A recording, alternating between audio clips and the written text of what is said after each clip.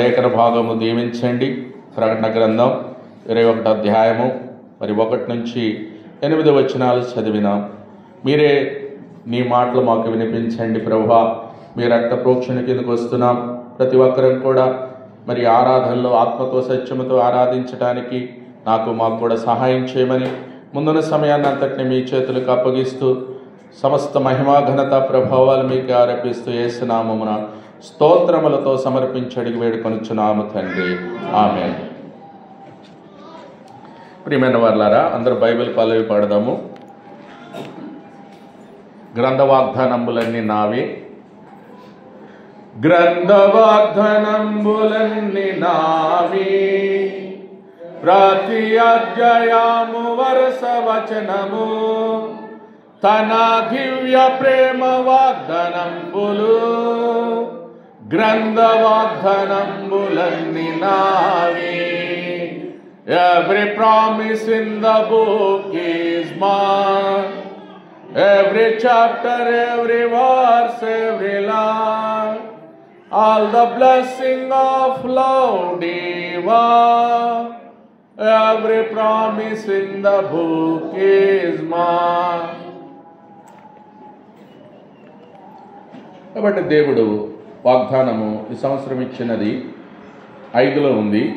అప్పుడు సింహాసనాసీనుడు 5 సమస్తము నూతనమైనగా చేయుచున్నానని చెప్పాడు. మరి ఈ మాటలు నమ్మకమును నిజమునై ఉన్నవి కనుక వ్రాయమని ఆయన నాతో చెప్పుచున్నాడు. దేవుడు ఇచ్చిన వాగ్దానం చాలా ప్రశస్తమైనది. ఈ మాటలు నమ్మకమైనవి, సత్యములైనవి. అందుకే ఇవి అబద్ధాలు కాదండి. మాటలు నమ్మాలి, అవి నిజం అని మనము నమ్మినప్పుడు అద్భుతం జరుగుతుంది. కాబట్టి ఆ మాటలు ఏంటంటే యేసయ్య మాట. అందుకే ఆయన మొదటి నుంచి కూడా చదివితే అంతటా నేను క్రొత్త ఆకాశమును క్రొత్త భూమిని చూశాడంట. ఇది ఎవరు చూసి రాస్తున్నారంటే యోహాను రాశారు. మనకు రాసిన మొదటి అధ్యాయంలో ఉంటుంది. యోహాను రాసిన ప్రకటన గ్రంథం అనే ఉంటుంది. కాబట్టి పద్మాసులో ఉండి ఆయన అలా రాశాడు. అందుకే ఈ ప్రకటన గ్రంథాన్ని చదివేటప్పుడు మేము కూడా ఇంతకుముందు చెప్పాను. అంటే ఒకసారి మొదటి అధ్యాయం యేసయ్య యొక్క గుణగణాలు ఉన్నాయి. 2-3 అధ్యాయాలు 7 సంఘాల గురించి ఉన్నాయి. 2వ భాగం అది. అందుకే భాగాలు చేసి చదివితే అర్థమవుతుంది.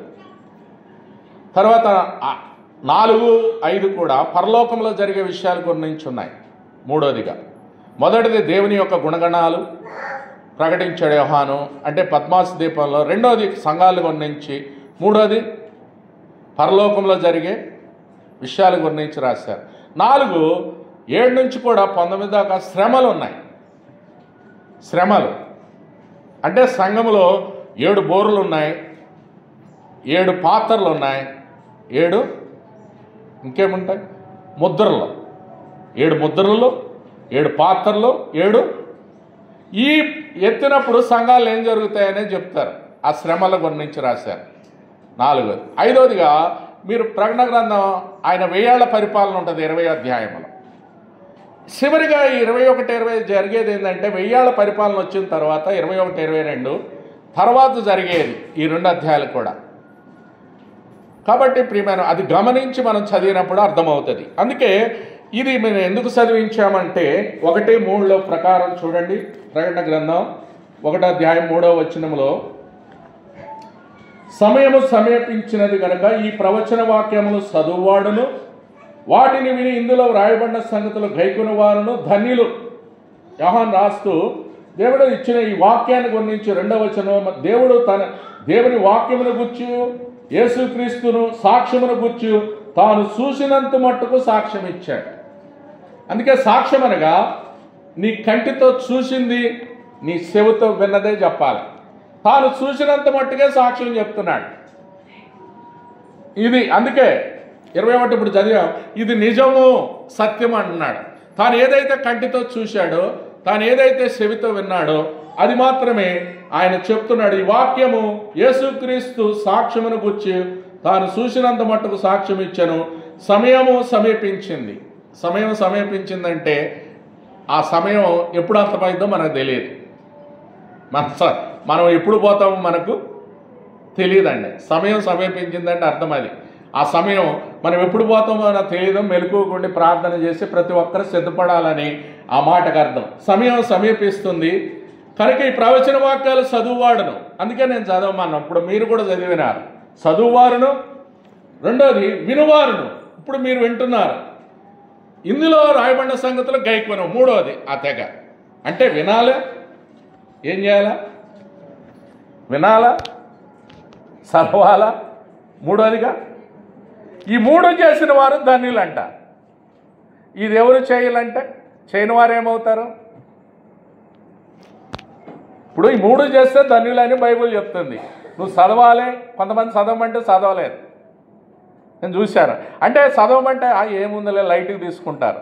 అక్కడ ఏముందంటే చదువువాడును వినువారు. ఇప్పుడు వినాలి, చెప్పే మాటలు ఏముంది? ఈ నిజమైనవి సత్యమైన మాటలు వినాలి. వినుట ద్వారా విశ్వాసము కలుగుతుంది. అది వినుట క్రీస్తు మాట.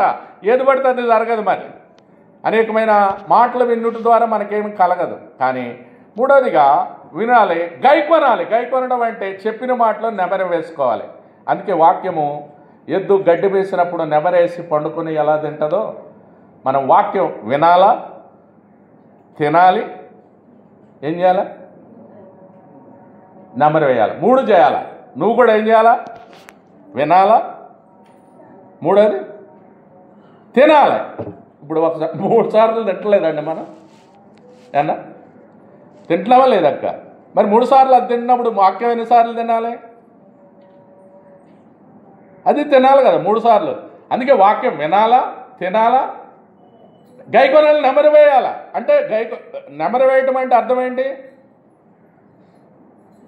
అప్పుడే కాదు, విన్నప్పుడు నెమరు వేయటం కాదు, నువ్వు ఇంటికి వెళ్ళి ధ్యానించేది. ఎక్కడున్నాడు? దావీదు అంటాడు, ఎప్పుడు ధ్యానించాడు ఆయన? 4వ అధ్యాయము చూడండి, కీర్తనలో ఆయన ఎప్పుడు ధ్యానిస్తున్నాడు? అందుకే దేవుని వాక్యాన్ని మీరు వినటం మట్టుకు వినడం వారికి అయితే మనము ఉపయోగం ఏమీ లేదు. అంటే గైకొనాలా, దాన్ని తినాలి. మరి తింటున్నారు లేదో మాకైతే తెలియదు, అది మీకు మీ హృదయానికి తెలుస్తుంది. 4వ అధ్యాయం చూడండి, 5వ వచనమా?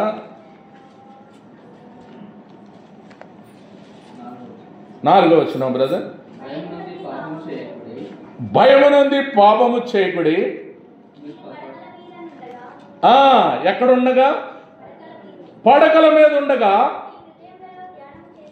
కాబట్టి పడకల మీద ఉండగానంటే నువ్వు ఇంకా కాలు కింద పెట్టలేదు, నిద్ర లేగలే. పడకల మీద ఉండగా అంటే నువ్వు నిద్ర లేచినప్పుడే నీవేది ధ్యానం చేయాలి? వాక్యాన్ని ధ్యానం చేయమన్నాడు. తినాలంటే నువ్వు పడకల మీద ఏమీ చేయకముందు కూడా దావీదు అలా చేశాడు. ఆయనకి ఆయన గనపరిచినాడు. ఎలా గనపరిచినాడు? దేవుని వాక్యాన్ని 1వ వచనం 2వ వచనంలో చూస్తే ఆయన చాలామంది ఇప్పుడు అగౌరవపరుస్తున్నారు దేవుని వాక్యాన్ని. ఉన్నది ఉన్నట్టు చెప్పట్లేదు, అది వారి శిక్ష అనుభవిస్తారు.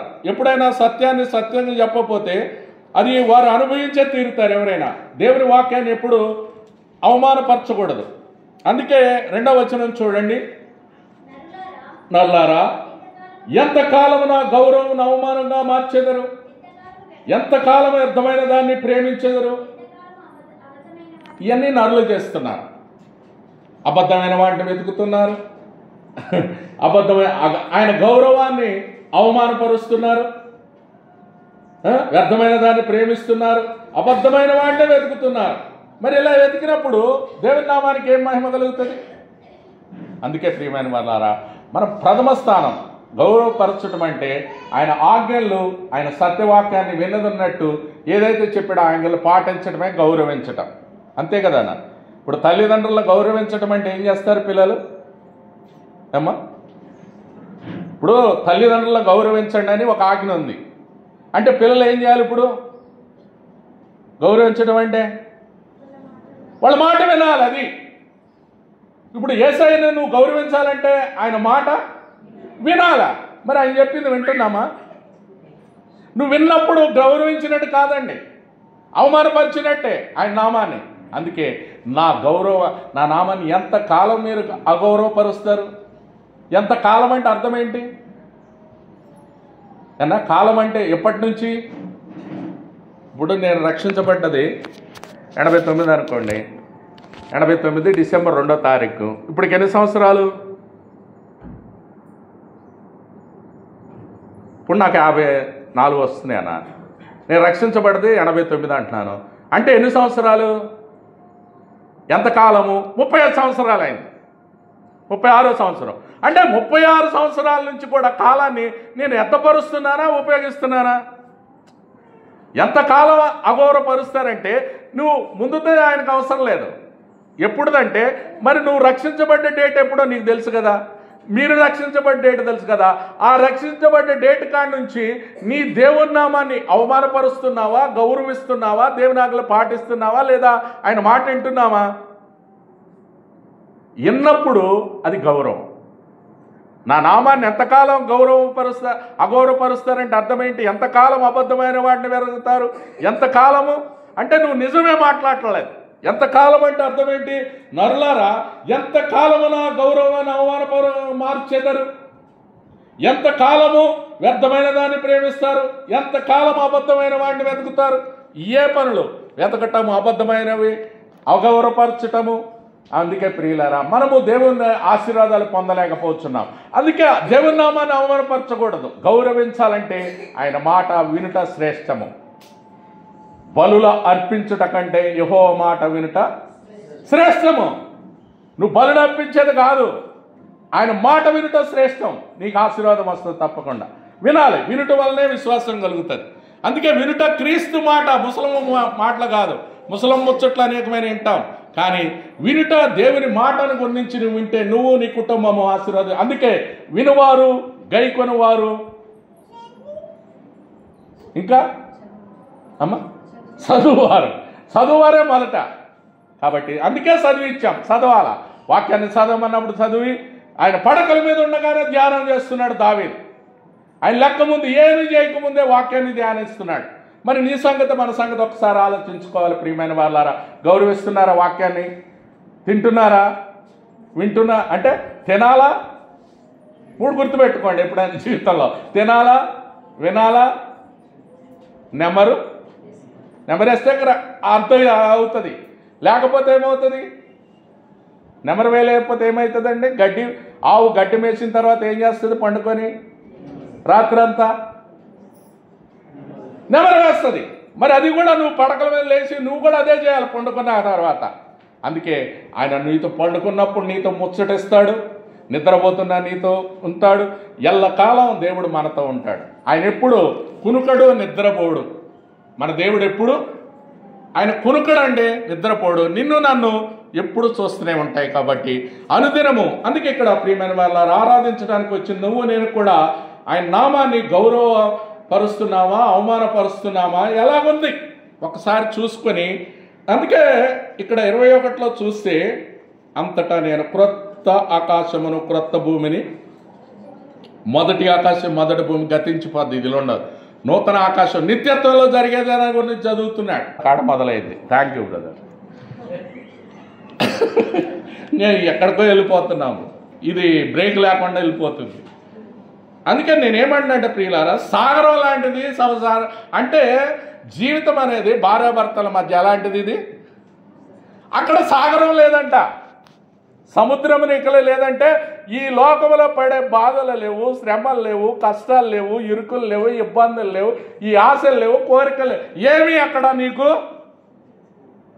సముద్రం లేదంటే అర్థమైంది. సముద్రం ఇక్కడ లేదంటే ఈ లోకంలో నువ్వు పడే బాధలు, పిల్లలు ఎగ్జామ్స్ రాసే పని లేదండి అక్కడ. హ్యాపీయేనా? అంటే మనకి భార్యాభర్తల గొడవలు లేవు. అక్కడ ఏముంటుంది? నిత్యాచంలో ఏం చేయాలా? 24 hours వర్షిప్పే. నేను అందుకే ఇక్కడ అంటాం 5 నిమిషాలు చేయలేరు ఇక్కడ వర్షిప్. చేస్తారండి?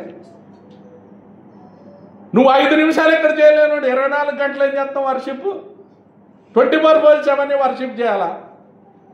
అక్కడ సముద్ర బాధలు లేవు, కష్టం. అక్కడ ఏంటి? నిత్యత్వంలో నూతన యెరూషలేములో జరిగేది ఏంటండి? అక్కడ సముద్రంలో ఈ లోకంలో పడే బాధలు ఏమి ఉండవు. కింద రాశారు ఏమేం బాధలు ఉండవు. మరియు నూతనమైన పరిశుద్ధపట్టిన భర్తకు కనబడిన పెళ్లికి సిద్ధపడి పరలోకం దేవుని యొద్ద నుండి దిగొచ్చుడు చూశాడంటే అప్పుడు ఇదిగో దేవుని నివాసం మనుషులతో కూడా ఉన్నది, ఆయన వారితో కాపురం ఉండును. ఎవరుంటారు? ఆయనే కాపురం చేస్తాడు మనతో. కాపురం అంటే భార్య భర్తలు ఎలా చేస్తారు, ఎలా జీవిస్తున్నారు ఈ లోకంలో, ప్రభువే మనతో సహవాసం చేస్తాడు. దాని ఫెలోషిప్కు సాదృశ్యం. ఆయన మనకు, ఆయన భర్త, పరలోక భర్త, మనం ఆయన భార్య. అంటే సంఘమంతా, మన పురుషులైనా స్త్రీ అయినా మనం అందరం ఆయన భార్యలమే. అర్థమైందండి? ఎన్ని సంఘాలున్నా ఆయన భార్యే. మనమందరం ఇప్పుడు ఆయనతో కాపురం అంటే సహవాసం చేస్తాం. అందుకే దేవుడు తానే వారికి దేవుడై ఉండి వారికి తోడై ఉండును, ఆయన వారి కన్నుల ప్రతి బాష్ప బిందును. ఇది జరిగేది. నీకు ఏడుపు లేదు, నీకు దుఃఖము లేదు, ఏడుపైనను వేదనైన ఇక్కడ ఉండదు. మొదటి సంగతులు గతించిపోయినాయి. సింహాసనం నుండి వచ్చిన గొప్ప స్వరం విన్నాడు. అప్పుడు సింహాసనం చెప్పే సంగతులు నూతనం చేస్తానని. అందుకే ప్రియులారా, అక్కడ మరణం ఉండదంట. ఏముండదు? ఇప్పుడు మరణం అయింది శాంతమ్మ నిన్న అన్న. పాపం అన్నవాళ్ళు ఎంత ఎడుతున్నారు. ఈ బాధలు అక్కడ అంతే ఉండవు. దుఃఖమైనను, ఏడ్పైనను, వేదనైనను, మరణ భయం అసలే లేదు అక్కడ. అందుకే మనకు చూడండి, హెబ్రీయులకు రాసిన పత్రిక 2వ అధ్యాయము. ప్రతి మనిషికి ఉండే భయం ఇది ఒకటేనండి. నువ్వు ఈ భయాన్ని తీసివేసుకో, హ్యాపీగా జీవిస్తావు జీవితంలో. నేను అదే చెప్తున్నాను. నీ సలహా ఏంటంటే 2వ అధ్యాయము హెబ్రీయులకు రాసిన పత్రిక 14వ వచనం. కాబట్టి ఆ పిల్లలు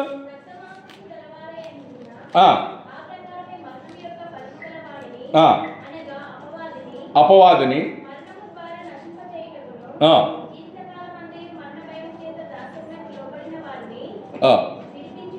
విడిపించుటకును ఎస్ఐ వచ్చింది ఇక్కడ. అందుకే ప్రియులారా, ఇది గమనించండి. కాబట్టి ఇక్కడ 21లో చూస్తే మీకు మరణమైనను, దుఃఖమైన, ఏడుపైన ఉండదంట. అంటే మరణం ఉండదంటే అర్థం ఏంటంటే ఇక్కడ చూస్తే, కాబట్టి అప్పుడు రక్తమాంసులు గలవారైందని అపరక మరణం యొక్క బలము గలవారిని అనగా అపవాదిని మరణము ద్వారా నశింపజేయుటకు జీవితకాలమంతయు మరణ భయము చేత దాస్యమునకు లోబడిన వారిని విడిపించుటకు ఆయన కూడా రక్తమాంసాల్లో. అది మనకు జీవితకాలం అంతా మరణ భయం ఉంటుంది. ఒకళ్ళకి నిద్ర పట్టదండి, కొంతమందికి తెలుసా అండి. చాలామందికి నిద్ర కూడా రాదు. ఎందుకు రాదు అండి? నిద్ర ఎందుకు రాదు తెలుసా అండి? ఏకమా భయం ఉండరాదు, జబ్బుండ రాదు. జబ్బుండ నిద్ర రాదండి, భయం ఉండ. అందుకే జీవితకాలం అంతా మరణ భయముతో ఉన్న నిన్ను నన్ను కూడా ఆ మరణ భయాన్ని తొలగించడానికి వచ్చినాడు ఆయన ఈ లోకానికి. అర్థమైందా? మరణం ఎప్పుడు వస్తుందో మనకు. అందుకే నువ్వు దేవుని మీద నీ భారం. కాబట్టి ప్రియులారా, అందుకే మరణం అనేది అందరికీ సంప్రాప్తమైంది. ఎలా సంప్రాప్తమైంది ఈ మరణం? ఈ మరణం ఎలాగొచ్చింది చెప్పండి. రోమీయులకు రాసిన పత్రిక 5వ అధ్యాయము 12వ వచనం. రోమ 5:12. ఇట్లుండగా ఒక మనుషుని ద్వారా పాపమును, పాపము ద్వారా మరణమును,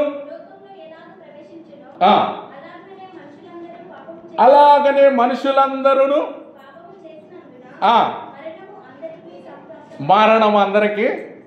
చూడండి, అందరికి వచ్చింది మరణం, ఒక్కళ్ళకి కాదండి. పుట్టినవాడు గిట్టక తప్పదని ప్రతి ఒక్కరికి వస్తుంది. ఇదిగా ఇట్లా ఒక మనుషుని ద్వారా. ఆ మనుషుడు ఎవరు? ఆదాం. ఆదాము నుంచి వచ్చింది సంప. ఆదాము ద్వారా పాపమును, పాపము ద్వారా మరణం. ఆయన మరణమయ్యాడు. నువ్వు ఈ పండు తిన్నావు నిశ్చయం చచ్చేదమంటే అప్పుడే చచ్చిపోయాడు. ఆత్మలో చనిపోయినాడు, మరణమయ్యాడు. మరణమును లోకములు ఎలాగో అలాగనే అలాగనే అలాగనే అంటే ఇప్పుడు నువ్వు నేను కూడా. అప్పుడు ఇది మనకు. ఇప్పుడు దాకా ఆదాముది. అది ముందు వచనం ఎవరిది? ముందు వరుస ఒక మనుషుని ద్వారా పాపం అంటే ఆదాము ద్వారా పాపమును మరణమును లోకములు ఎలాగో ప్రవేశించను, ఇప్పుడు మనకు అలాగననే మనుషులందరూ పాపము చేసినందున మరణం అందరికీ సంప్రాప్తమాయనంటే అర్థం ఏంటి? అందరి ద్వారా అందరికీ వ్యాపించింది మరణం. అందుకే మరణాన్ని గురించి నువ్వు భయపడొద్దు. ఇందాక పాడాం, మరణమును జయించి క్రీస్తు తిరిగి లేచెను, మరణమును జయించి క్రీస్తు తిరిగి లేచెను, మరణమైనను జీవమైనను, మరణమైనను జీవమైనను ప్రభువు ప్రేమ నుండి నన్ను వేరు చేయునా, క్రీస్తు ప్రేమ నుండి ఏది వేరు చేయును? మరణమైన ఏది మనలను. కానీ మరణం అందరికీ ఈ ఎలా వచ్చిందంటే పాపం వల్ల వచ్చు. రోమ 6:23 ఉంటుంది, పాపం వల్ల వచ్చు జీతము. ఇది పాపం వల్ల వచ్చింది ఒక మనుషుని ద్వారా. చూడండి, పాపములోనే నా తల్లి గర్భమున అంటే ఇప్పుడు పాపము లేకపోతే ఏం కావాలండి? పిల్లలు చనిపోవట్లేదన్నా?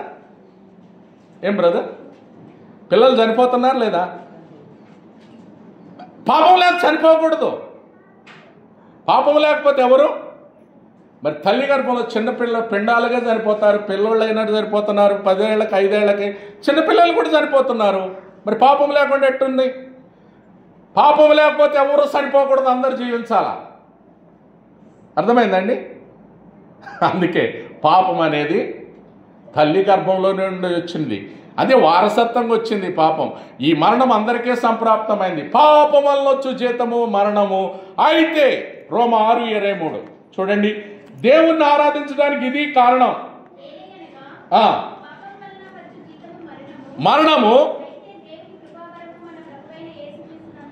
నిత్య జీవం ఇచ్చాడు. అందుకే మరణ జీవం ఇచ్చాడు.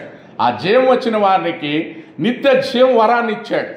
ఎలాగిచ్చాడంటే దేవుడు లోకమును ఎంతో ప్రేమించాను కాగా తన ద్వితీయ కుమారునిగా పుట్టిన వారి యందు విశ్వాసముంచు ప్రతి వాడును నశింపక నిత్య జీవం పొందినట్లు ఆయన అనుగ్రహించాడు. నిత్య జీవం పొందాలని నువ్వు నేను ఆ మరణము శాపాన్ని తొలగించారు.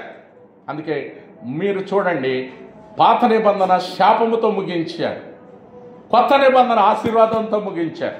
అందుకే నువ్వు కొత్త నిబంధన ఎక్కువ కాలం చదవండి, పాత నిబంధన చదివితే చెక్కు ఆశీర్వాదం నేను అనేది మొత్తం తెలుసుకోవచ్చు హిస్టరీ. కానీ శాపము, అందుకే నువ్వు నేను కూడా శాపములో ఉన్నప్పుడు ఈ శాపాన్ని తీసివేయడానికి ధర్మశాస్త్రము కంటికి పన్ను చంపేయి అని అంటేది. కానీ యేసయ్య ప్రేమ రక్షించింది నిన్ను నన్ను, అంటే శాపాన్ని ఆశీర్వాదంగా మార్చింది. మన పాపాలని దేశంగా మన పాపము నుండి తప్పించడానికి దేవాది దేవుడు. అందుకే లూకాసు వార్త 19:9-10 అంటారు, నశించిన దాన్ని వెదకి రక్షించడానికి మనిషి కుమారుడు ఈ లోకానికి వచ్చాడు, నిత్య జీవం ఇవ్వడానికి వచ్చాడు, నశించిపోయేవాడిని రక్షించడానికి ఆయన ఈ లోకానికి వచ్చినాడు. జీవితకాలం అంతా మరణ భయాన్ని తొలగించడానికి ఆయన ఈ లోకానికి. చూడండి ఎన్ని ఆశీర్వాదాలు ఉన్నాయి ఆయన రావడంలో. 2025 సంవత్సరాల కింద యేసయ్య ఈ లోకానికి వచ్చి నీ పాపం అంతా నన్ను భరించి దుఃఖము ఏడుపు వేదన మన శాపాన్నంతా ఆయన వీపు మీద వేసుకొని మనము భరించాల్సిన శిక్ష అంతా ఆయన భరించి, మన కాళ్లతో చేసినవి చేతుల్లో చేసినవి హింసలంతా ఆయన భరించి రక్తము దారలై అంతా కారిపోయింది. ఎవరి కొరకు? నీ కొరకు నా కొరకు. నీ కొరకు నా కొరకే ఆయన కల్వరి శిలువలో మరణించింది. ఎవరి కొరకు కాదండి. యేసు సావు ఉందే, యేసు సావుందే శిలువపై నీ కొరకే నా కొరకే ఎంతో గొప్ప శ్రమనోచెను నీ కొరకే. ఎంత శ్రమ పడ్డాడు నీ కొరకు నా కొరకే. కాబట్టి ఆ శ్రమలను నోచి మనకు నిత్య జీవాన్ని ఇచ్చినాడు. అందుకు ప్రభుని ఆరాధన చేయాల్సిన భాగ్యం అది. ఎందరికో లేదు ఈ ధన్యత, నీకు నాకు ఇచ్చాడు. ప్రియమైన వాళ్ళారా, ఆ ధన్యతను బట్టి మన దుఃఖాన్ని, మన ఏడ్పును, మన వేదనంతా తీసేసి మన పేరును నూతనంగా చేశాడు. ఇదిగో సమస్తము నూతనమైనవిగా యేసు చెప్తున్నారు. యేసు ఇదిగో సమస్తము నూతనమైనవిగా అర్థం ఏంటి? సమస్తమైన నూతనం చేస్తాడండి నీ జీవితంలో. అంటే పాతవన్నీ గతించిపోయినాయి, సమస్తమును కొత్తవైనాయి. కాబట్టి ప్రాచీన స్వభావం పోయింది, నవీన స్వభావం వచ్చింది, నూతన ఆత్మ, నూతన జీవం వచ్చింది, నూతన లైఫ్ వచ్చింది, నూతన ఆత్మ, అంత నూతనమే. నూతన పాట, నువ్వు నూతన పాట పాడాలి. కొంతమంది నోరే తెరవట్ల పాట పాడమంటే. పలసీలో ఉంది, సంగీతంలోతోనూ కీర్తనలతోనూ దేవుని గూర్చి మీరు గానము చేయమని ఉంది. మరి మీరు చేస్తున్నారా గానాలు? ఏమ్మా, ఎంతమంది ఉన్నప్పుడు పాడితే ఎలా అయిపోవాలి? టాపులు వేసిపోవాలి. అంటే నేను అనేది దేవుని సంగీతంలోదో కీర్తనలో ప్రతి దానికి ఆరాధన అదో క్రమం. అందుకే నేనేమంటున్నట్టే అన్నీ కూడా నువ్వు, అందుకే ప్రియులారా, ఆరాధనకు వచ్చిన నువ్వు నేను కూడా, మరి నీ సంబంధం ఎలాగుంది దేవునితో? నువ్వు రక్షించబడినావా? నీ పాపాలు క్షమించబడ్డాయా? నీకు నిత్యజీవం ఉందా? నీకు ఆ శాపము తొలగించబడ్డదా? తొలగించబడ్డవారు ఆగలరు, నువ్వు ఆపినా ఆగరు. తొలగించబడ్డవారు, ఆశీర్వదించబడిన వారు ఏం చేస్తారండి? నా శాపము తీసివేసినావు ప్రభువా, నా పాపాన్ని తీసివేసినావు, నాకున్నదాన్ని తీసివేసి నీ రాజ్యానికి వారసుని. ఎట్ట తీసాడంటే అది మన హృదయంలో మనకే వదిలిపెట్టాడండి. ఆయన తీయడు, స్వేచ్ఛ ఇచ్చినాడు. మనకేమి ఇచ్చాడు? నీకు నాకు మానవులకి స్వేచ్ఛ ఇచ్చాడు. ఆదాముకు కూడా ఇచ్చాడు ఆ స్వేచ్ఛను. అందుకే దేవుడికి తెలియదా అంటే కొంతమంది చాలా క్వశ్చన్లు వేస్తారు, మన బీబీఎస్లో చూస్తాం. దేవుడికి తెలియదా? ఎందుకు పెట్టాడు ఆ పండు?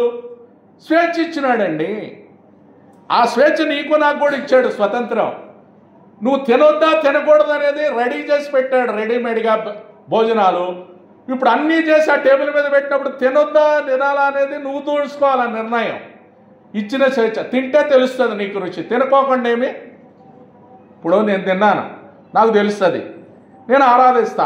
నువ్వు తింటే తెలుస్తుంది అంటే తినకుండా ఏం తెలుస్తుంది? ఆ టేస్ట్ చూడాలి. నువ్వు నేను కూడా ఆ టేస్ట్ చూస్తే దేవుణ్ణి ఆరాధిస్తాం. అందుకే ప్రియులారా, ఇదిగో సమస్తము నూతనంగా చేస్తానని ప్రభు వాగ్దానం చేస్తున్నాడు. ఆ వాగ్దానం ఏంటంటే చూడండి, సమస్తము నూతనమైనవిగా చేస్తున్నాను. ఆయన వారి కన్నుల ప్రతి భాష బిందును తుడిచివేస్తున్నాడు. కాబట్టి నీ జీవితంలో మరి నీకున్న దుఃఖము పోతుంది, వేదన పోతుంది. యేసయ్యకు ప్రథమ స్థానమే. నిన్న సామెత కీర్తన 4:3 చెప్పాను, ఆయన గౌరవపరచు, అగౌరవపరచకు దేవుణ్ణి. వ్యర్థమైన దాన్ని ప్రేమించకు, వ్యర్థమైన వాటి జోలికి పోకు. నువ్వు దేవుణ్ణి మొదటి స్థానమే, ప్రథమ స్థానము. నీ జీవితంలో తప్పకుండా దేవుని ఆశీర్వాదం వస్తుంది ప్రియులారా. అందుకే అగౌరవపరిస్తే రాదండి. నువ్వు ఏది విత్తుతావు అదే వస్తావు పంట, అంతే కదా. ఇప్పుడు నువ్వేది వేస్తుందో పంట, వరేస్తే వరిగోయవా ఏమ్మా? ప్రత్తేసారు, పత్తిగా వస్తారు.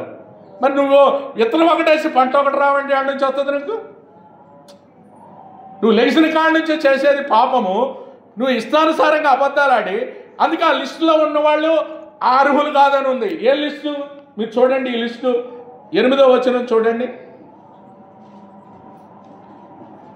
అందరూ చదువుతాం. 21:8 పిరికివారు ఎవరండి? ఇప్పుడు మొదటగా నీకు పిరికితనం ఉంటే తీసేసుకో. పిరికితనం అంటే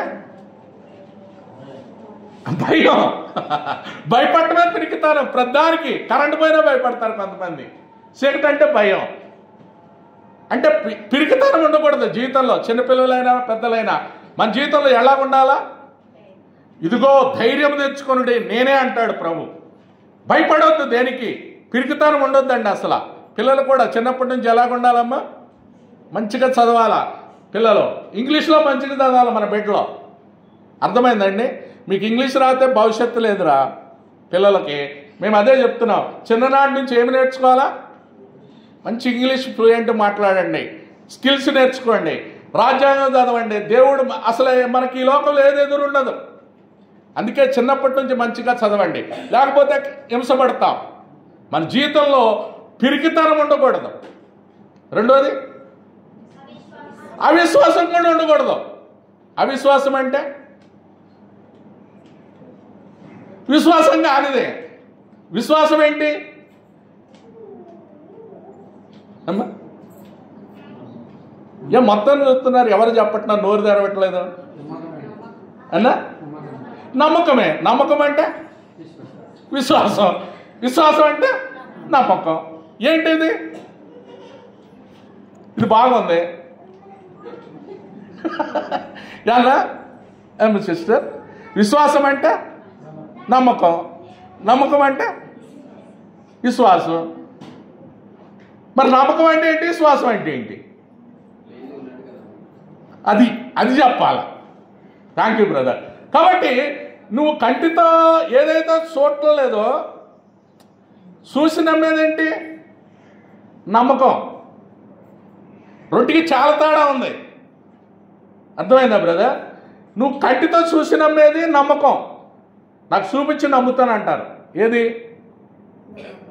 అది నమ్మకం. ఈ లోకంలో జరిగేది బిలీవ్ అంటారు. దాన్ని ఇంగ్లీష్లో ఏమంటారు? మరి విశ్వాసము ఫెయిత్. అందుకే రెండు ఒకటి కాదండి. విశ్వాసం కాదు, ఈ రెండుకి చాలా తేడా ఉంది. ఫెయిత్ అంటే ఇప్పుడు బ్రదర్ చెప్పాడు, చూసి నమ్మిన వారికంటే అది విశ్వాసం. కంటికి కనబడింది ఏదైతే ఉన్నదని నమ్ముట విశ్వాసం. అర్థమైందన్న? కంటికి నాకు కనబడలా, కానీ అది ఇప్పుడు సూర్యుడు ఉన్నాడు, ఆయన వెలిగిస్తున్నాడు. ఆయన దగ్గర పోతే ఇప్పుడు చంద్రమండలానికి ఇంతమంది పోయినారు, సూర్యుడి దగ్గరికి ఎవరైనా పోతారా? బతుకుతారా? కానీ నువ్వు నమ్మినా నమ్మకపోయినా ఆయన ఉన్నాడా లేడా? నీతి సూర్యుడు అలాగే ఉన్నాడు. ఇప్పుడు మన ఎగ్జాంపుల్ ఇంకోటి చెప్తా. స్వతంత్రం వచ్చి ఎన్నాలైంది? ఇప్పుడు మనకు స్వతంత్రం వచ్చి ఎన్నాలైంది బేట చెప్పండి? 1947 అనుకోండి అన్న. ఎన్నో లెక్కలు రావా మీకు? అందరూ మరి పైసలు బాగా లెక్కేస్తారు అన్న. లెక్కలు చదివి మంచిగా చెప్పాలరా. 75 గుడ్. కాబట్టి 75 సంవత్సరాలు అయిందా స్వతంత్రం వచ్చిందా అంటున్నాం. మరి ఇప్పుడు అనుభవిస్తున్నా లేదా? అది కనపడుతుందా నీకు? ఏం బ్రదర్? స్వతంత్రాన్ని చూశారమ్మా ఎవరన్నా?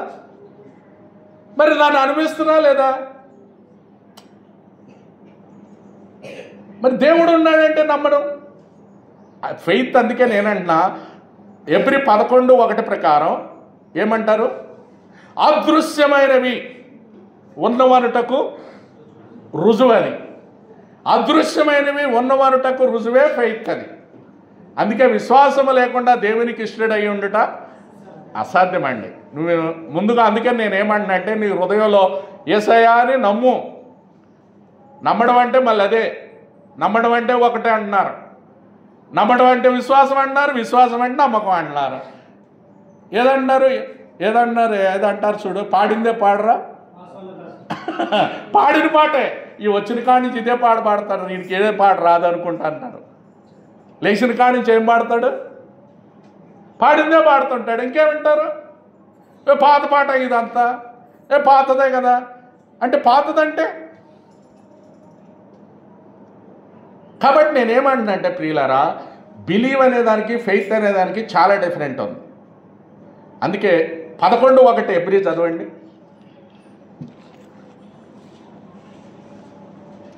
అందుకే అవిశ్వాసం నేను అనేది మీరు కరెక్ట్గా చెప్తే మనం వెళ్ళిపోవచ్చు. ఇప్పుడు 8 అయిపోయాయి. నేను ఒకదాన్నే ధ్యానించలేకపోతున్నా. ఇప్పుడు మనకు వచ్చింది ఏం బ్రదర్? విశ్వాసం అంటే చదవంటారా? అదే విశ్వాసం అనేది నిజస్వరూపమును అదృశ్యమైనవి ఉన్నవనటకు రుజువు అంటది. అంటే అదృశ్యమంటే కంటికి కనబడంది. 2 కొరింథీ 4 అక్కడ కూడా ఇంకొక మాట ఉంటుంది చూడండి. 2 కొరింథీ 4వ అధ్యాయము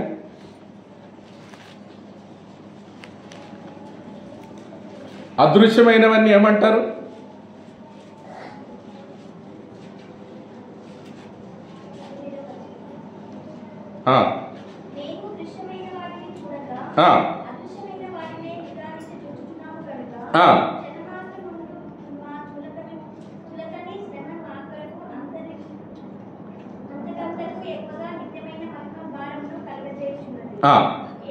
యాలయనగా దృశ్యమైనవి అనిత్యములు, అదృశ్యమైనవి. చూడండి, దృశ్యమైనవి అనిత్యాలు. నువ్వు కంటికి చూసేదంతా అని ఇదంతా పోయేదే. గడ్డి, కర్ర, కొయ్యకాలు మొత్తాన్ని పోయే దహించేయబడుతుంది, అనిత్యాలే. కానీ అదృశ్యమైనవి అది నిత్యత్వంలో నిలిచేది. ఇప్పుడు జరిగేది 21, 22 అధ్యాయాలు ఎప్పుడు జరుగుతాయి? నిత్యత్వంలో జరిగాయని చెప్తున్నారు. ఆ నిత్యత్వంలో జరుగుతాయని మన హృదయంలో ఏమాలా? విశ్వాసం ఉంచాలి. అది అందుకే విశ్వాసం అంటున్నాం. అవిశ్వాసులు, అసహ్యులు ఇంకెవరు ఉన్నారండి? నేను అనేది ఈ లిస్టులో నువ్వు లేకుండా చూసుకో. అది నా బాధ ఏంటంటే ఈ లిస్టులో మనం ఉండకూడదు. ఇక్కడికి వచ్చిన వారు ఎవరు కూడా పిరికితనం ఉండొద్దు. రెండోది అవిశ్వాసులు ఉండవద్దు, అసహ్యంగా కూడా ఉండవద్దు. అసహ్యం అంటే చూడగానే చేయకూడదు. అసహ్యులు అంటే ఏమంటారు? అపవిత్రతగా జీవించే వాళ్ళ అసహ్యులు అంటారు. అందుకే నీలో అపవిత్రత ఉంటే అసహించుకుంటారు. అసహ్యులు, నరహంతకులు, చంపేవాళ్ళు మానవుల్ని. కొంతమంది కత్తితో పొడుస్తారు, మాటలతో పొడిచేవాళ్ళు కూడా ఉన్నారు. కత్తిపోటు లాంటి మాటలు, సామెత 12:18 కత్తిపోటు లాంటి మాటలు పలికేవాళ్ళు కూడా ఉన్నారు. అందుకే చూడండి చంపుతారంటే వీళ్ళు. వ్యభిచారులు, పెళ్ళయ్యేవాళ్ళు చేసేది పాపము. పెళ్ళి అయ్యి భార్యాభర్తలు కాకుండా వేరే వాళ్ళతో చేసేది వ్యభిచారం. అది వ్యభిచారులు కూడా లేదు అది. తర్వాత పెళ్లి కాకుండా చేసేదాన్ని జారత్వం అంటారు. పెళ్ళి అయ్యే చేసేది వ్యభిచారులు కూడా లేదండి పరలోక రాజ్యం. మాంత్రికులు అంటే మంత్రాలకు చింతకాయలు రాలమంటారు. తెలుసా సామెత? మన చింతకాయలు ఎంత గట్టిగా తెలుసా అండి? చింత చెట్టు ఎక్కారు ఎవరన్నా? మనోడు ఎక్కాడంట. చింత చెట్టు కాయలు దులిపినా ఎందుకండు? ఎంత కొట్టా పడవాయి. నేను కూడా కొట్టాను, అందుకే అన్నాను. మా ఇంట్లో కూడా ఉంది చింత చెట్టు. అంటే కొట్టమైన వాళ్ళు పడవాయి. ఆ ఎక్కి కొట్టి చాలా ఇదిగా, అంటే ఎప్పుడైనా పడతాయిలేండి. చాలా కాలం అయితే ఎండిపోయినప్పుడు ఎప్పుడైనా పడతాయి, అవి తప్పదనుకో. కానీ నేనేమంటాను అక్క, ఊరికే మాటలు చెప్తే చింతకాయలు, మంత్రాలకు చింతకాయలు రాలు. అది నేను అనేది. మంత్రాలు పెడతారు. ఇప్పుడు కొంతమంది చెయ్యిస్తారు. మీరు ఇచ్చిన వాళ్ళు లేరండి చెయ్యి అండి అన్న. మరి నువ్వు వెళ్ళి ఇదిగో కుడి చేతులు ఏమున్నాయి? రేఖలు, ధరగీతలు ఉంటాయి. ఎడమ చేతిలో ఆయుష్ ఉంటుందంట. నువ్వు ఎంత కాలం చేస్తావో ఆయుష్ ఉంటుంది ఇందులో. తీసుకురండి. మా ఇంట్లో మా చిన్నతనంలోనండి మా అమ్మ ఇట్టే వస్తే 2 ఆడవాళ్ళు వచ్చాడు. గంపలు తీసుకొని వచ్చి ఒక ఆమె గంపనే పెట్టేది, ఒక ఆమె ఇది వేసేది. బీపత్తంతా ఖాళీ. ఒక ఆమె కుడి చేసి చెప్తుంటుంది, అమ్మా నీకు ఎంత ఉందమ్మా, నీ బిడ్డోడు ఎట్ట అవుతాడు, లావు అవుతాడు, ధనం ఉంది అనగానే ఓ బాబా తీసుకొచ్చి పోయటమే. నిజం కదా. బియ్యాన్ని తీసుకొచ్చి ఆడ చూస్తే భర్త ఖాళీ అయిపోతుంది. నేనా ఏందమ్మా అన్ని బియ్యం పోతున్నావు?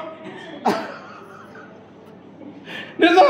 అట్ట ఆడవాళ్ళు వచ్చి ఊరికి వెనకటి కాలం బొట్టలు వేసుకొని వచ్చేవాళ్ళండి.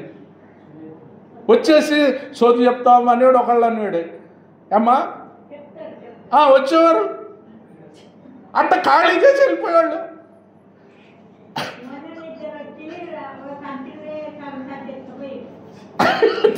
అమ్మా ఉంటారు. నేను అందుకే అన్నా, ఇప్పుడు కూడా మోసం చేసేవాళ్ళు ఉన్నారు. మాంత్రికులు చెయ్యొత్తారు ఇప్పుడు తీసుకెళ్ళి. అంటే వాళ్ళకి తెలిస్తే నీ దగ్గరికి ఎందుకు వస్తారు అక్క? నువ్వు అక్కడ గమనించు. వాళ్ళకి తెలిస్తే నీ దగ్గరికి ఎందుకు వస్తారు వాళ్ళు? ఏ బ్రదర్, అక్కడే మనం నేను అనేది మీరు ఎలా గమనించాలంటే జ్ఞానం ఇస్తాడు దేవుడు. వాళ్ళు మంచిగుంటే నీ దగ్గరికి ఎందుకు వస్తారు? రోడ్లమ్మడి తిరుగుతారా? నీ దగ్గరకు రాగానే చెయ్యెత్తావు. నేను ఇప్పుడుగా చూస్తా, పరిచర్య పోసుకుంటా. కొత్త బస్ స్టాండ్ చిలక జోషి అని చెప్తుంటాడు. వాడు నన్ను చూసి ఇట్ట అంటాడు. వాడు నా మొహం చూసే గుర్తుపడుతున్నట్టుంది. ఈడు ఎప్పుడు రాడు అనుకుంటాడేమో మరి. చిలక జోషి అని చెప్పండి. 3-4 కూర్చుంటారు వరుసన. మీరు కొత్త బస్ స్టాండ్ కాడ చూడండి. నాకు వాళ్ళు చూసినప్పుడు వీళ్ళు గుర్తొస్తుంది అనమాట, నవ్వుకుంటూ వెళ్తాను నేను. వాళ్ళని ఎటు చూసి సీరియస్ చూస్తారు నవ్వితే, నాకు నవ్వు ఆగదు. అంటే గుర్తవుతుంది వాక్యం. అంటే ఇవన్నీ అపనమ్మకాలు కదంట. చేయలేయటం, మాంత్రికులు చేసేది ఏంటంటే మోసమే అది. నేను అనేది సైంటిఫిక్లే మనమే ఎంత అండి, సైంటిఫిక్ నమ్మిన వాళ్ళే, పిహెచ్డీలు చేసిన వాళ్ళే నమ్ముతున్నారు. ఏం బ్రదర్, మనమెంత ఆఫ్టర్ నువ్వు నేను ఆ ఊకే మన పిహెచ్డీలు చేసిన వాళ్ళే నమ్ముతున్నారండి ఇప్పుడు వీటన్నిటిని. పిహెచ్డీలు ఇప్పుడు అమెరికాలో రాత్రి అన్న, ఏం బ్రదర్ ఇప్పుడు రాత్రి ఉందాడా, ఇక్కడ పగలుంది, మరి ఇక్కడ నీకు మంచి అంటున్నారు. ఇల్లు ఓపెన్ చేసి నాకు పగల మంచిగా పగల డే టైం పెట్టి ఇది మంచి రోజు, లేదు తెల్లారుదానా పెళ్ళి 4 గంటలకు మంచిది అంటావు. మరి అమెరికాలో సూర్యుడు ఒక్కడే కదనా, మరి వాళ్ళకైతే సెట్ అవుతుంది అది. వాళ్ళు పెళ్ళి ఇప్పుడు మనం రాత్రి అవుతుంది, వాళ్ళు పగలాళ్ళు చేసుకోవట్లేదా? అన్నీ అపనమ్మకాలే బ్రదర్ ఇవన్నీ. అందుకే నేనేమంటున్నంటే మన దేవుడు జ్ఞానవంతుడు. అందుకే దేవుడు బైబిల్ చదివే వారికి జ్ఞానం వస్తుంది. సామెతలు 4:12 చదవండి, 4:7 చదవండి ఒకసారి. చాలా మందికి జ్ఞానం తెలియదు ఇప్పుడు బైబిల్లో. 4:7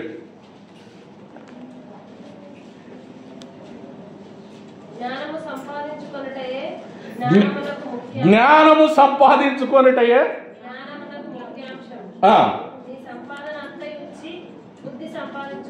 నీ సంపాదన అంతా ఇచ్చి. ఇది లారీలో బంగారం ఉన్న సొలొమోను రాసినాడు. ఆయన ఇంట్లో ఎంత బంగారం తెలుసా మీకు? ఎంత బంగారం కట్టాడో తెలుసా లారీలకి? దావీదు ఎంత ఇచ్చాడో తెలుసా అన్న? మణుగులంట, నేను అది లెక్కేస్తే 17-20 లారీలు వెళ్తుంది ఆ వెయిట్కి. మీరు దినవృత్తాంతాల్లో చదవండి, అంత బంగారంతో కట్టారు. అందుకే నెబుకద్నెజరు ఎందుకు బాడగొట్టినాడంటే బంగారం అంతా కొట్టి తీసుకుపోయినారు 3 సార్లు. ఎంత బంగారం ఉందో తెలుసా అక్కడ సొలొమోను కట్టిన దేవాలయంలో? కానీ అంత జ్ఞానవంతుడు, అంత జ్ఞానం సంపాదించి అంత కోటేశ్వరుడు అయిన వారు చెప్తున్నాడు, నీ సంపాదన అంత ఇచ్చి ఏం సంపాదించుకో? జ్ఞానం సంపాదించుకో. జ్ఞానం అంటే ఎవరండి? దేవుడే. Yes brother. కాబట్టి జ్ఞానం ఎవరు? 1 కొరింథీ 31 చదవండి. ఆయనే మనకు 1 కొరింథీ 32. అందుకే నీ సంపాదన ముందు జ్ఞానం ఉండాలి నీకు. ఏది పడితే అది నమ్మొద్దండి. మాంత్రికులు చెప్పేదల్లా నమ్మొద్దు.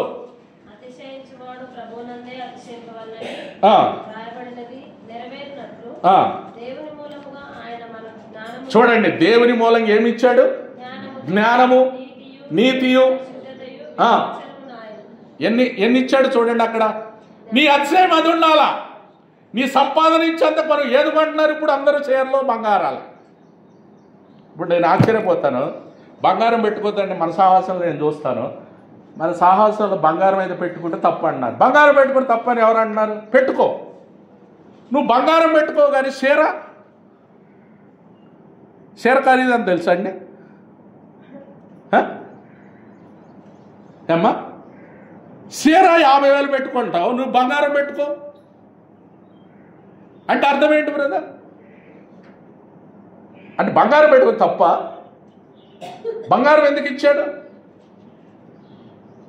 ఏమ్మా, పెట్టుకోండి, తప్పేం కాదు. ఇప్పుడు ఆండర్సంకులు చెప్తారు బంగారం పెట్టుకోవచ్చు ఏదైనా. ఇది బాగుండాలి, కానీ నువ్వు పెట్టుకుంటే ఏముంది, పెట్టుకోపోతే ఏముంది? జ్ఞానం ఎవరు? అందుకే నీ సంపాదన అంత ఇచ్చి నీకున్నదంతా ఇవ్వాలంట ఆయనకు. ఇస్తాం మనం అయ్యాల్సింది ఈ మాయ. అంటే నీ సంపాదన అంతా ఆడుతున్నావు నీకు. కానీ సొలొమోను అంత జ్ఞానవంతుడు, కోటేశ్వరుడు, అన్ని బంగారాలు 17 లారీలు ఉన్న బంగారం ఆయనకి వెట్లు. అసలు అంత ధనాన్ని మీరు చూస్తే, నేను ఇప్పుడు చూపిన కానీ ఆయన వినడానికి ఒక దేశం నుంచి ఒక దేశం రాడొచ్చింది. ఆయన భోజనదాల దగ్గర కూర్చోడానికే ఎన్నిట్లో వధించారు తెలుసా అండి?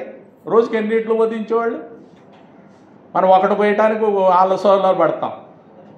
రోజుకు 500 వధించి పెట్టేవాళ్ళు అంట. ఎంతమంది ఉండాలండి? ఆ భోజన బల్ల ఏంటి, ఆయన బల్ల ఏంటి?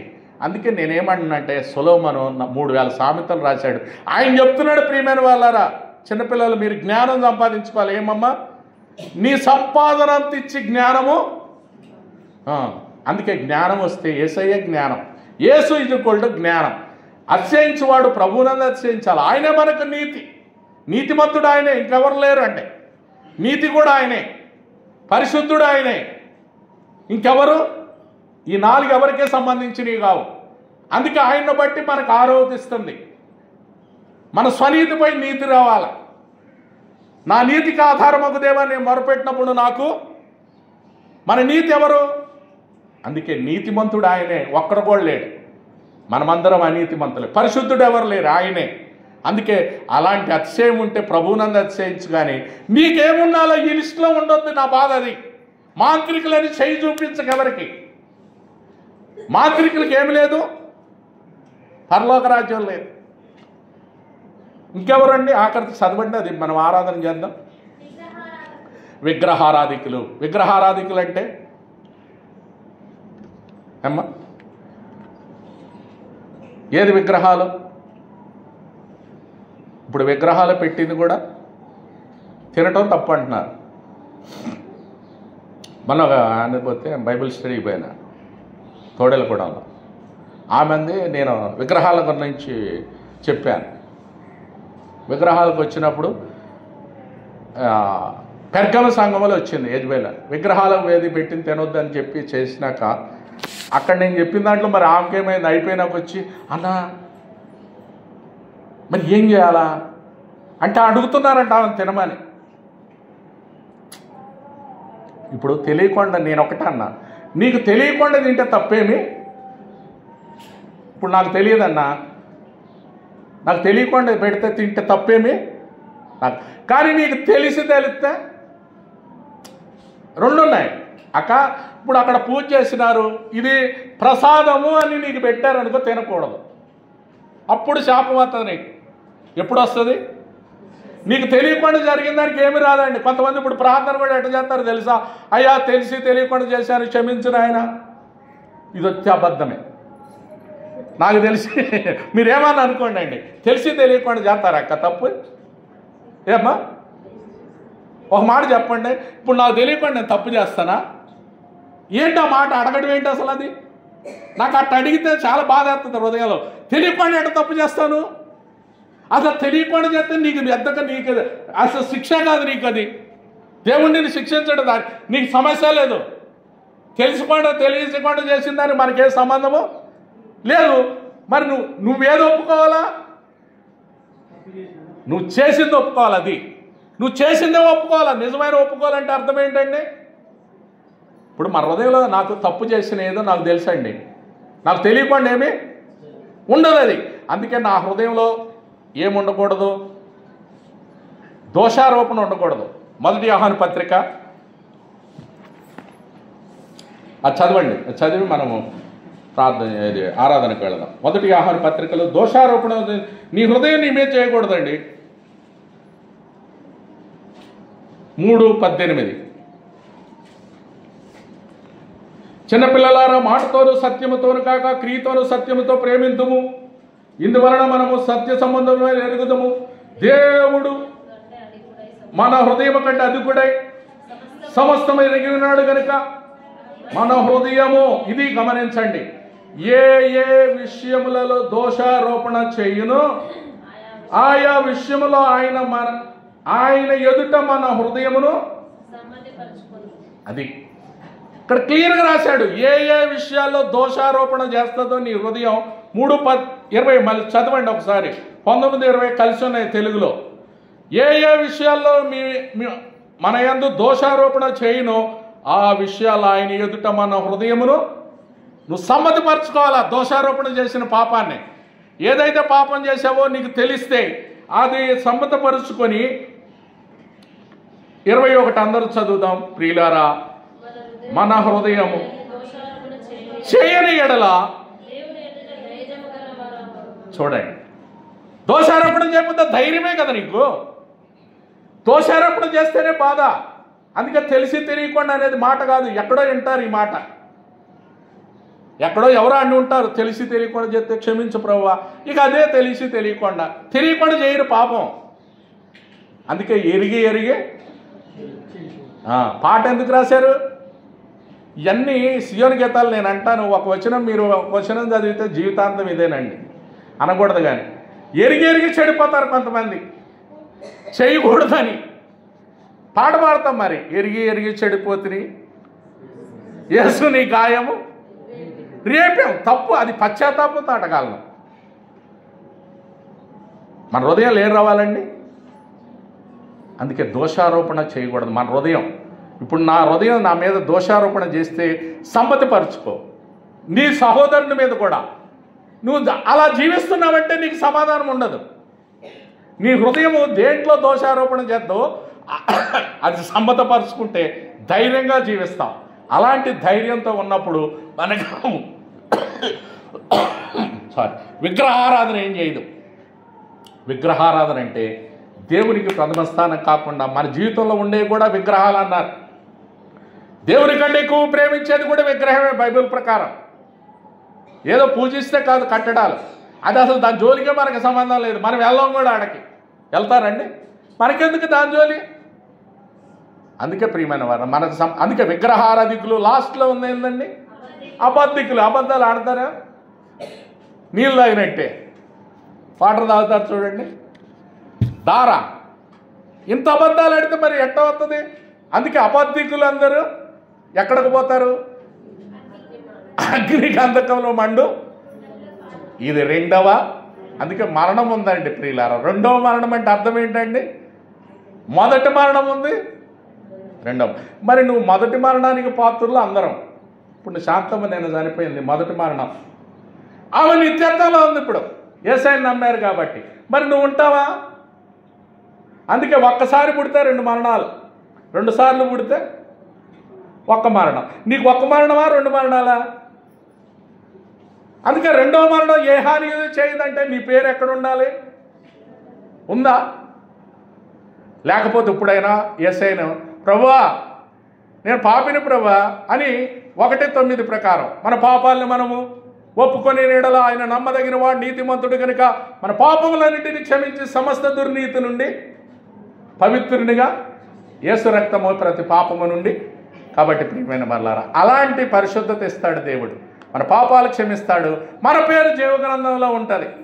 ఇక శాపం ఉండదు, దుఃఖం ఉండదు, మరణం ఉండదు, సమస్తము నూతనం అవుతాయి. ఆ విధంగా నూతనమైన వారు సంతోషంతో ఆరాధన చేస్తారు. కాబట్టి అలాంటి కృప దేవుడు సహాయం చేయను కాదు. లేచి నిలబడదాం. ప్రభువుని ఆరాధించక ముందు ఒక చరణం మనము పాడదాం.